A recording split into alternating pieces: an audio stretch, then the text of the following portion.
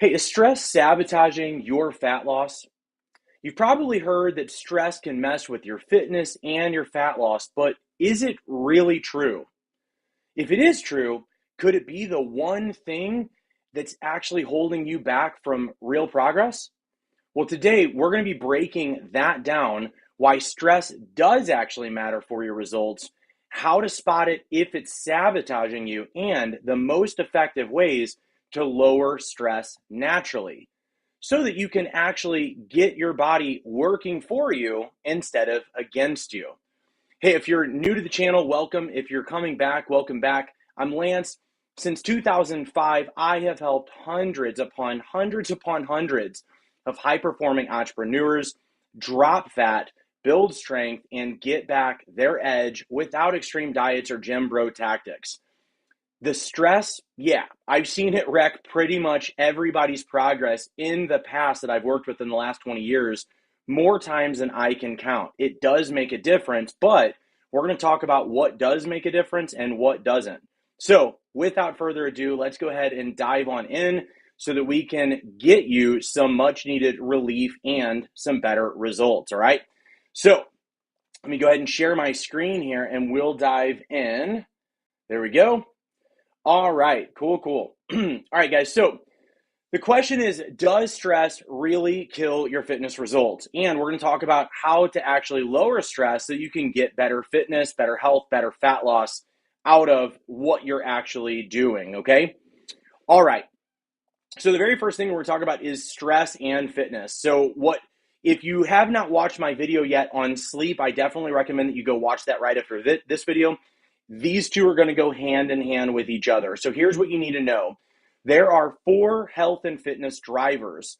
And this is an analogy that I picked up recently, and it just makes sense. I've been teaching on sleep and stress for ages, and this one really makes sense to help people understand kind of how important sleep and stress management really can be. So there's 4 drivers of health and fitness. We've got nutrition. Well, here, let me just show you.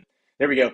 Nutrition, movement, those are workers, and sleep and stress are your gatekeepers, okay? So nutrition and movement are the ones that most people know. Movement is going to be how active you are compared to being sedentary, and it's going to be how often you exercise, the duration, all that stuff. So nutrition, most everybody knows. Most of the time, I'll even get people saying like, well, I've heard like nutrition's like 80% of it. Is that right?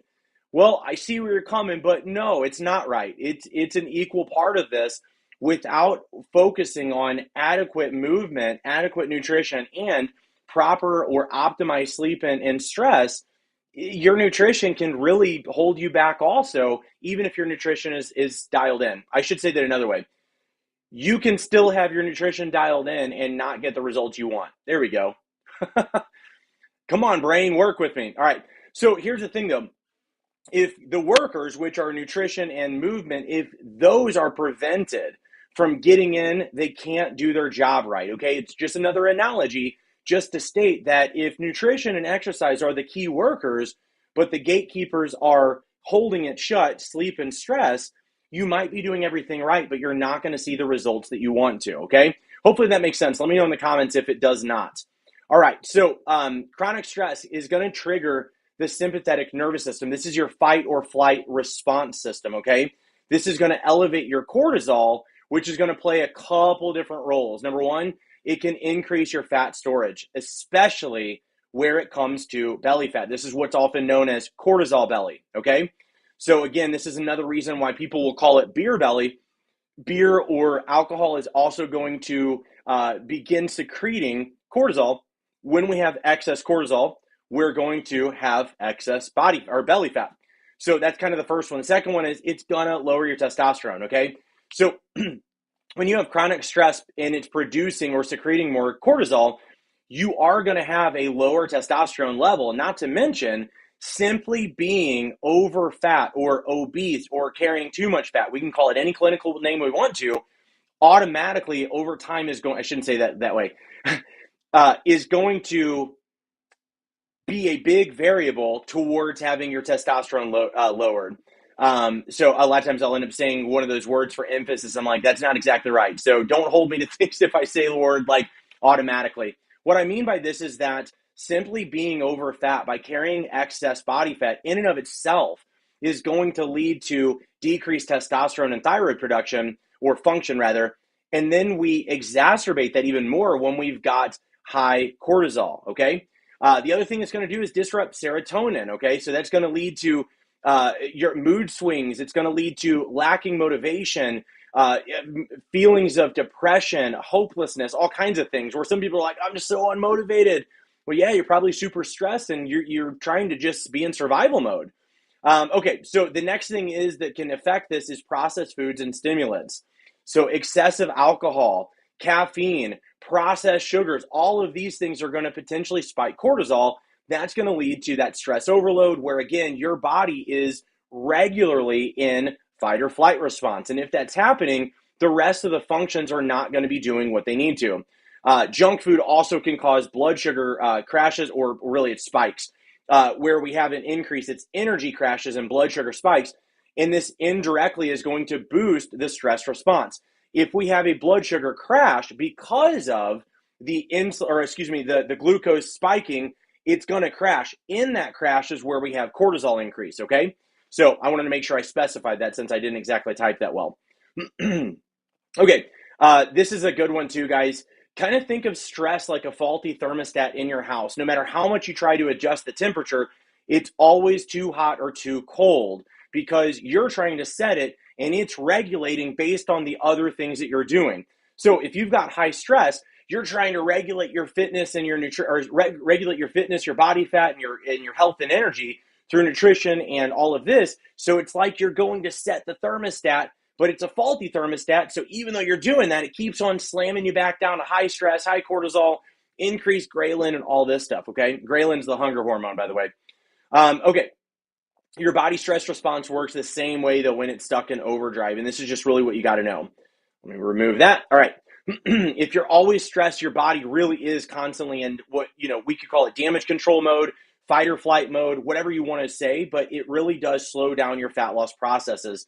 And it's not just fat loss. It's you're going to, not be able to build muscle. You might lose lean body mass because of stress. There's so many different things that happen. We're not talking about, blood pressure spiking. We're not talking about loss of sleep. There's so many different things, all from stress that ends up playing a role in the metabolism, your health and fitness, etc. Okay? All right, cool. Next one here. All right. Signs your stress response might be out of control. Okay, let's go ahead and talk about this. All right, very first one is HRV, which is heart rate variability. Now, the number one sign, I should say a number one sign that you are, that your stress response is not good, that you're stuck in fight or flight mode or in fight or flight response of the sympathetic nervous system is if your HRV is lower than 40 milliseconds, okay? So if your HRV is lower than 40 milliseconds, and you might be like, well, how do I know that? Apple Watch, Fitbit, Oura Ring, any of these things are going to track. What you want to do is check and see average, what is on the average, your HRV. So if you're watching this right now, go and check your HRV when this video is done. Look it up and see what your HRV says. If you're over 40 milliseconds, between 40 and 50, you're okay. Over 50 is optimal. We're good, okay? One of my clients is in like the 70s and 80s all the time, and the results are amazing. And then I've got other clients where they're like around where mine is right now. It's been a stressful season, so mine's around 26. Not a good sign. And I'm noticing some symptoms from that as well, okay? Now there's other variables I need to, to tighten up on, but this is a key indicator that I am in fight or flight response. So what am I doing? Well, now that I've recognized this, I'm taking action into, let's say, mitigating the situation, okay? So bad is going to be under 40 milliseconds. It's going to signal that you are in chronic stress and hormonal imbalance. Good is over 50 milliseconds, okay? Now, do you want to be higher than that? Sure, but this is where your indicators are, okay? All right, next one here. Resting heart rate. A good resting heart rate is going to be between 60 to 70. One way that I know that I am in that stress response mode is a lot of times I'll look down at my Apple Watch or whatever device I've had. Everything from MyZone to all these different things. And I'll look down and I'll see that my resting heart rate is like 80. Not a good sign, okay? Especially as a fitness coach, it's not a good sign It's a good sign, actually, or relevant sign, is that the stress response is really high right now, and I need to take action. So I'm doing various things, decreasing screen time, increasing sunlight, increasing vitamin D, all these. There's so many different things. I won't get into all, ashwagandha, all these things, okay? We'll get into some of those, but the point is, I'm taking action so that I can see better results. I'm not blaming the nutrition. I'm not blaming my body. Oh, I'm 40 now. This is what sucks. No, no, no. It's the stress response, all right? Okay, so what are the physical and emotional signs? Well, poor sleep quality is number one. If you're waking up frequently throughout the night, whether it's to wake up to pee or what have you, there's a good chance that you are in that sympathetic response system, which is where we don't want you to be, okay? Food cravings, especially if you're constantly like, oh man, I'm craving something sweet, or just something that just really just kind of junky. It doesn't mean that you can't have cravings. I talk about that nonstop. But you know when you're craving like, man, I don't want anything healthy. I'm just craving just junk. And a lot of times there's an emotional facet to this where it's like, man, guys, that it's going to make you, quote, feel better emotionally. You're going to be out of the current state you're in of stress or overwhelm by going to get something that we associate positivity or that we associate a fun to. Really, it's just a dopamine spike or dopamine hit where it's like, oh man, let's go get us a pizza. That'll make us feel better. And it does for a minute, not about the situation, but you have what's known as a state change. You go from the state of blah, the state of, overwhelm, of, whatever the response might be. And then you go to a state of relief, of reprieve. Now, it doesn't last because it's a dopamine spike. You just got some food that's like, oh, this is good. I ate more than I should. I ate fatty, greasy, high carb foods. Oh, this is so good. And then the crash happens, and then you exacerbate the cortisol again, and then we repeat the process, okay? Now, again, I'm not telling you to avoid foods. I'm telling you that when you know that you're choosing these foods over stress response, you can begin taking action to fix it at the root so that you're not making emotional food decisions all the time. Okay, but I digress. Okay, cortisol and hormones. Let's go ahead and talk about all of those. High cortisol is going to, whether we call it blunt or slow, other hormone responses, everything from digestive enzymes to testosterone function. So when we have low testosterone, we're going to have reduced muscle growth. We're going to have reduced fat loss. We're going to have reduced, let's say, I don't want to say, we'll say aggressiveness, which, guys, you already know that we need that aggressiveness when it comes to business, to career. And I know at the beginning I said that I worked with entrepreneurs. I totally left out that I worked with professionals, entrepreneurs, you name it. But that's kind of the idea, is that I work with high-performing men who are busy professionals, entrepreneurs, high-performing, high-stress style lifestyles. That's the emphasis I'm making. And we need, as these expert professionals or CEOs, business owners, execs, we need to have that aggressiveness in order to get things done at a rate that is competitive, okay? So low testosterone is going to do all kinds of things, and when you're at that peak stress, you're going to be bottoming out your testosterone compared to what you should, all right? Low serotonin, this is, again, the mood dips, the stress eating, feeling depressed, feeling lethargic, feeling like it's hard to get motivated, all from low serotonin. High ghrelin and low leptin. Ghrelin is your hunger hormone. Leptin is going to be what tells you that you're satiated and full, okay? So both of those hormones are typically used in a response from either stress or from metabolic adaptation. That's for another time, where essentially if we're dieting regularly or if we're in a famine, the body knows to increase ghrelin and leptin so that we are desiring to go forage or hunt for more food so that we can get out of that scenario that we're in, okay? That dry spell, if you will. Okay, and lastly, let's do this one here. We'll come back to that. Red flag foods, processed sugars, excessive caffeine intake, alcohol, and we're going to say excessive. Now, if you're in a high stress season right now, automatically you want to reduce your alcohol because it's only going to make that worse, all right? Excessive, if I can speak, stimulants is another huge one, guys. I won't bore you with all the details, but I've had several clients in the past where they lost weight and all of a sudden they stagnated. And once we started looking at their stress response and we finally got them out of, whether we call it, adrenal dysfunction, whatever we call it, once we got that where they were back on a, let's say, homeostasis, the body starts losing body fat again, okay? So this is stuff to definitely take seriously. So your body perceives these as threats, though, and that's going to keep your stress response stuck in high gear. That's what we're trying to get you out of.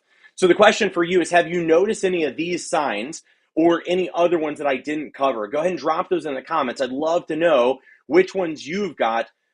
I've had so many of these, and it just sucks. So, all right, let's keep moving. Otherwise, I'll drag this video out too long. All right, number 3, practical solutions to actually lower your stress and boost your heart rate variability. Number 1, do not ignore this. Movement and exercise. Moderate activity, not high intensity activity, okay? If you are in this fight or flight response, you do not need to do HIIT training, okay? Yes, resistance training at a decent intensity is good, but HIIT training for you is not what you need. It's only going to, again, I know I've used the word twice, it will exacerbate the situation at hand. We don't want to do that, okay? So light cardio, what I'm going to recommend is just simply strength training and walking, okay? Cardio is there. Like some guys are like, I love doing light cardio while listening to an audiobook, going to mow while listening to an audiobook or listening to music, okay? That's an example. Again, avoid overtraining. If you're doing excessive HIIT training, if you're working out 5-6 days a week and you're in this fight or flight response, this is going to make this worse, all right? Don't do that. Okay, dietary approaches. Anti-inflammatory foods. I know that has been controversial. I used to even believe that it was controversial, okay? I'm like, that's not a thing. It is a thing, all right? It doesn't matter. I realize Lane Norton is going to say that's not a thing. He's wrong on that, all right? He is absolutely wrong on that, and I love Lane Norton, but this here is 100% correct, that there are foods that are going to create an inflammatory response. So what is going to help you is leafy greens, berries, fatty fish, fish oils. All of those are going to help. There's so many different more too, but let's jump into the herbs. Now, ashwagandha, rhodiola, holy basil, all of those are going to help to lower cortisol, okay? Now, there's other ones too. There's a list of them from teas to all kinds of things, but these are great.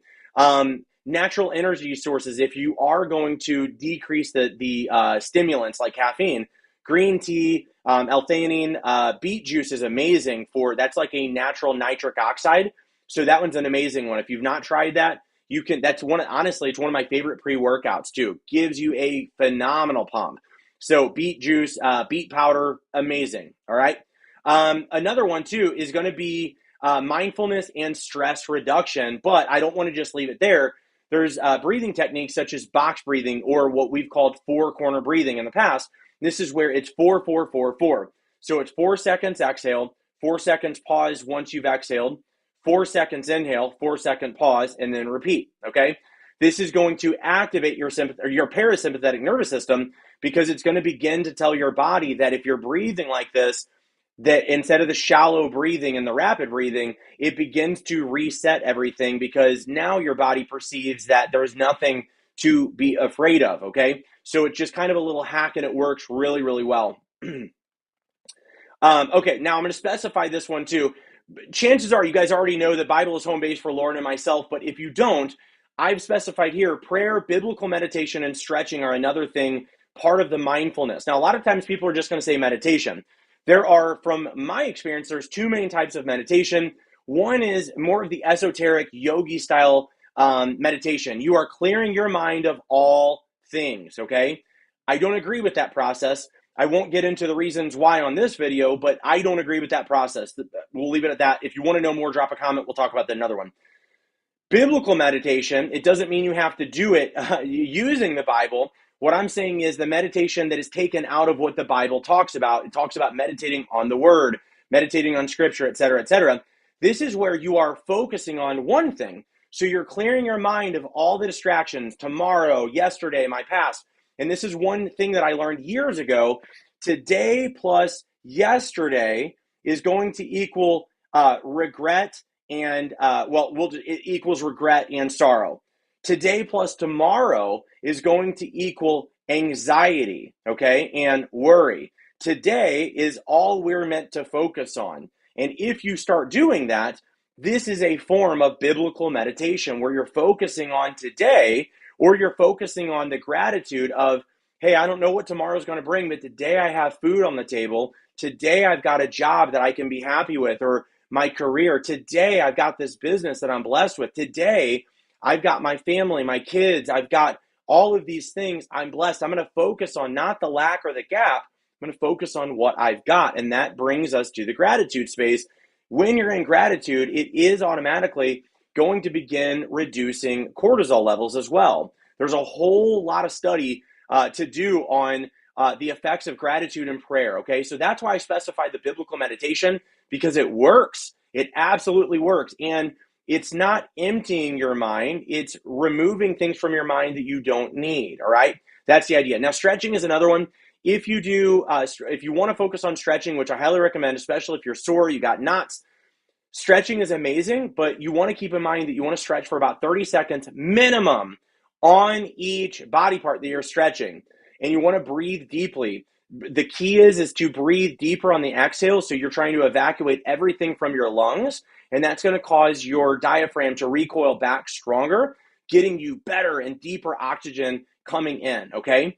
The other thing that I recommend, though, is if you are stiff, if you're in chronic cortisol state, if you will, is that you do closer to 2-minute stretches per muscle. Number one is it's going to slow things down. Number two, you can listen to a book, which is going to help you. Number three, because you're doing it slower, it's going to decrease injury potential, and it's going to help you to relax not just your muscles but your mind at the same time. I'll digress.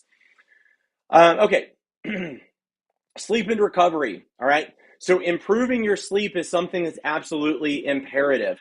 If your stress is high, you've got to start working on your sleep, because better sleep is going to decrease cortisol flowing through your body. Okay. It's going to also support your improved heart rate variability, your resting heart rate, reduction of cortisol.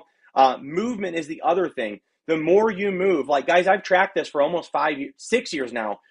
When I get over 10,000 steps, my deep sleep is significantly better. When I get like 7,000 steps, my deep sleep is like 45 minutes or under. You need 2 hours of deep sleep minimum to function optimally. You need 90 minutes of REM sleep, okay? So if you're not moving enough, this is a big, big reason you may be under or in that cortisol response system, okay? All right. The other thing is avoid stimulants. I'm going to say caffeine and sugar.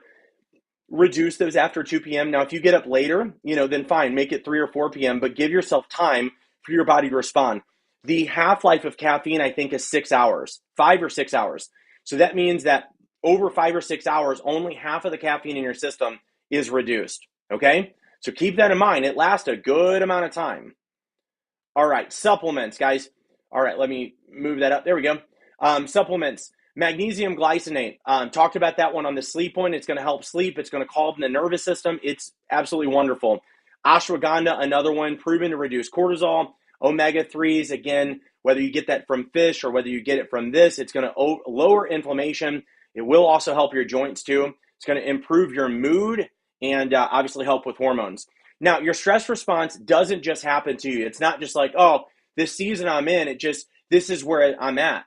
No, the season you're in is what created circumstances, but it's your response to that that really plays the biggest role. And I'm talking to myself on this as well, okay? It's something that you can manage and you can improve with the right habits, but it doesn't just happen accidentally. Movement, natural supplements, and better food choices are going to make the biggest difference. So even though you're in a stressful season like I'm in right now, it doesn't mean that that you should just go, well, this is the season I'm in, I'm just going to roll with it. Yeah, roll with it, but don't accept that this just is where your stress is, okay? All right, almost done. Last one, guys. All right, in summary, stress is not just a mindset thing, and it's not just an emotional or something that's in the ether, okay, so to speak. Meaning it's not some sort of esoteric voodoo. It is real, all right? It's a real chemical situation, and it absolutely directly impacts your body's ability to burn fat, build muscle, and have quality of life, good quality sleep, etc. Key markers to watch, as I mentioned, HRV being under 40 milliseconds, elevated resting heart rate, disrupted sleep, high cravings, excessive cravings, consistent low energy, okay? These are the things to look out for. Best practices: moderate, not intense exercise, Work on a sleep routine. I've talked about that on my other video, so go watch that one. Natural stress relievers.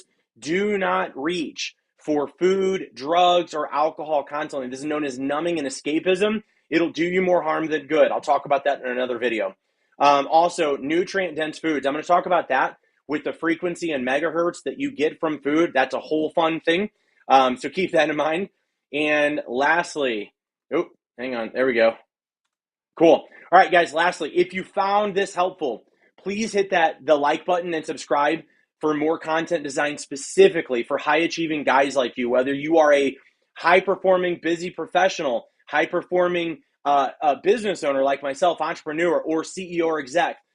I want you to make sure that you are getting all the knowledge that I've gotten over the last 20 years so that not only are you getting fitter, healthier, but you're living a happier, more purposeful life with more fulfillment. That's what this is all about.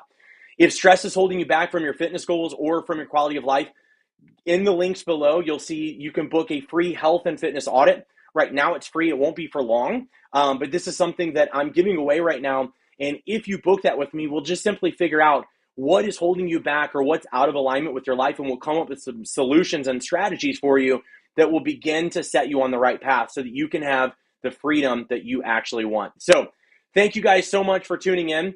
I really appreciate it. If you have any questions, drop those below. And thanks again for all of you guys who share my content and like and subscribe. You guys rock, and I'll see you guys